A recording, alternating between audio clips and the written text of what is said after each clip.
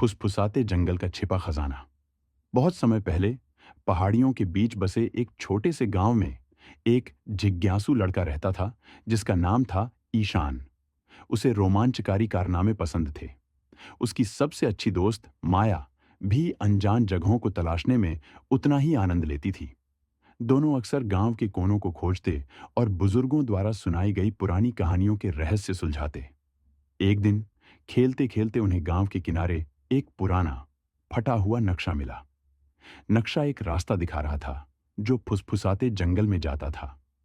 उस जंगल में कोई जाने की हिम्मत नहीं करता था।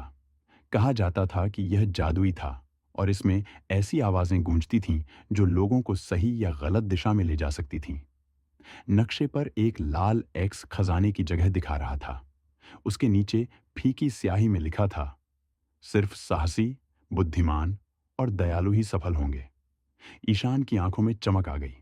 खजाने की खोज, चलो इसे ढूंढते हैं। माया थोड़ी झिझकी। अगर कहानियां सच हुई तो हम खो सकते हैं। इसीलिए तो हमारे पास नक्शा है, ईशान ने आत्मविश्वास से कहा। कुछ सोचने के बाद माया ने सहमति दी। टॉर्च, कंपास और नाश्ता लेकर दोनों फुसफुसाते जंगल की ओर चल पड़े। सेकंड पहली परीक्षा, साहस। जैसे ही उन्होंने जंगल में कदम रखा, हवा ठंडी हो गई और पत्तों की सरसराहट से ऐसा लगा जैसे वे कानाफूसी कर रहे हों। रास्ता संकरा था और ऊंचे पेड़ों की छाया ने उसे और डरावना बना दिया। कुछ दूर चलते ही झाड़ियों के पीछे से एक गहरी गर्जना सुनाई दी। झाड़ियों से चमकती आंखों वाला एक लोमड़ी बाहर आया। ईशान डर के मारे जम गया। अब क्या करें? माया ने हिम्मत दिखाई। यह हमारी बहादुरी की परीक्षा ले रहा है, शांत रहो। उन्होंने लोमड़ी को शांत शब्दों में पुकारा। धीरे धीरे लोमड़ी की चमकती आंखें मद्धम हो गईं और वह झाड़ियों में वापस चली गई। ईशान ने राहत की सांस ली। पहली परीक्षा पास, माया ने हल्की मुस्कान के साथ कहा। चाच। दूसरी परीक्षा, बुद्धिमानी। जंगल के अंदर उन्हें एक रास्ते का दोराहा मिला। नक्शे पर इसका कोई संकेत नहीं था। पास की एक पत्थर पर खुदा हुआ पहेली भरा संदेश लिखा था, खजाना पाना है तो ध्यान लगाना, उस रास्ते पर जाना जो आवाजें सुझाएं। पर याद रहे, सभी आवाजें सच्ची नहीं, सुनो ध्यान से, ओ समझदारों की जीन। वे रुककर सुनने लगे। एक रास्ते से हल्की हंसी की आवाज आ रही थी, जबकि दूसरे से गहरी और डरावनी आवाज गूंज रही थी। वापस जाओ वरना खो जाओगे। यह डरावना लगता है, ईशान ने डरते हुए कहा। पर हो सकता है यह हमें खजाने की रक्षा के लिए चेतावनी दे रहा हो, माया ने समझाया। उन्होंने अपने अंतर्ज्ञान पर भरोसा किया और डरावनी आवाज वाले रास्ते पर चले गए। थोड़ी देर में रास्ता खुलकर धूप से भरे एक खुले मैदान में बदल गया। डर, अंतिम परीक्षा, दयालुता। मैदान के बीचों बीच एक सूखा हुआ पेड़ खड़ा था, जिसकी शाखाएं नंगी थीं और तना फटा हुआ था। एक छोटी चिड़िया उसकी शाखा पर बैठी थी, जिसका पंख अजीब तरीके से मुड़ा हुआ था। पेड़ के नीचे एक लकड़ी का चमकता हुआ संदूक रखा था। खजाने को देखकर ईशान खुशी से उछला और संदूक की ओर भागा, लेकिन माया ने उसे रोका। रुको, इस चिड़िया को देखो।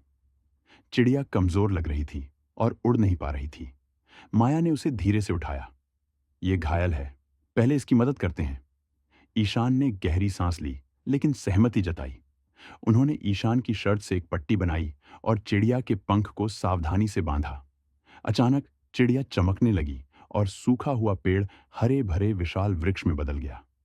लकड़ी का संदूक अपने आप खुल गया, लेकिन उसमें सोना चांदी की जगह सिर्फ एक स्क्रॉल था। स्क्रॉल पर लिखा था, बधाई हो बहादुर खोजियों। खजाना धन नहीं बल्कि पुराना सच है। साहस डर को हराने में मदद करता है। बुद्धिमत्ता कठिन रास्तों में राह दिखाती है।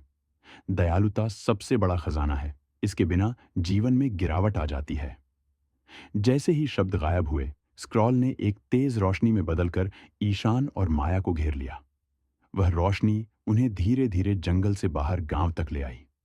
उस दिन से ईशान और माया फुसफुसाते जंगल के नायक कहलाए।